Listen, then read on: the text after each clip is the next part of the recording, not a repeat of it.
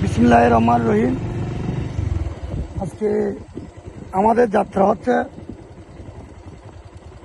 কাপ্তাই বাঁধের ভিতর। এই দৃশ্যগুলি দেখাও দেখে।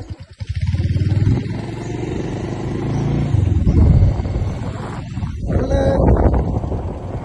অনেকে বাংলাদেশের অধিবাসী হয়েও বাংলাদেশের গুরুত্বপূর্ণ স্থানটি দেখতে পাই না।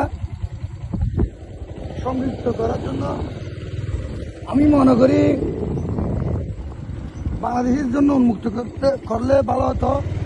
আর এইটা দেখো তো, এটা দিয়েই এদিকে দেখো, এটার নিচ দিয়েই পানি প্রবাহ হয় এবং এখান থেকে বিদ্যুৎ উৎপাদন হয়। এটা আমি পরে দেখাবো। মূল স্রোত করছে, বিদ্যুতের স্রোত করছে এটা দেখো। এদিকে এদিকটা হচ্ছে স্রোত, এদিক দিয়ে আর মেয়ে এদিক দিয়ে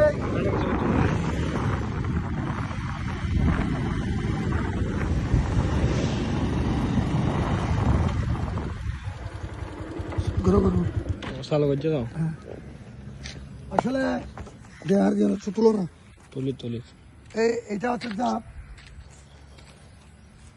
এই জিনিসটা হচ্ছে জাপ।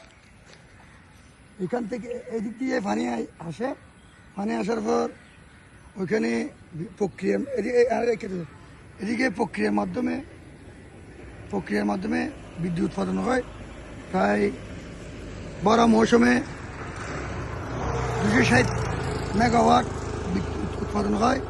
আর এখন লেগের পানি কমে যাচ্ছে বিদায় হয়তো এখন 50 থেকে 60, আর 70 বৈশাখ মাসে 40 মেগাওয়াট 20 মেগাওয়াট বিদ্যুৎ উৎপাদন হয়।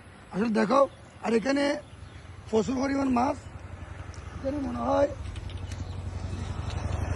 মনে হয় ওই দেখো, ওই মাছের গিয়াতে দেখো, এখানে 40 কেজি 50 কেজির মতো কাতলা রুই থাকে। এখানে মাছ শিকার করতে পারে না, কারণ এটা সংরক্ষিত এলাকা। আচ্ছা, যাই হোক, আমি প্রথমে এটা দেখাচ্ছি। আমি ভিতরে ঢুকে আপনাদেরকে বাঁধ সম্বন্ধে অভিহিত করব।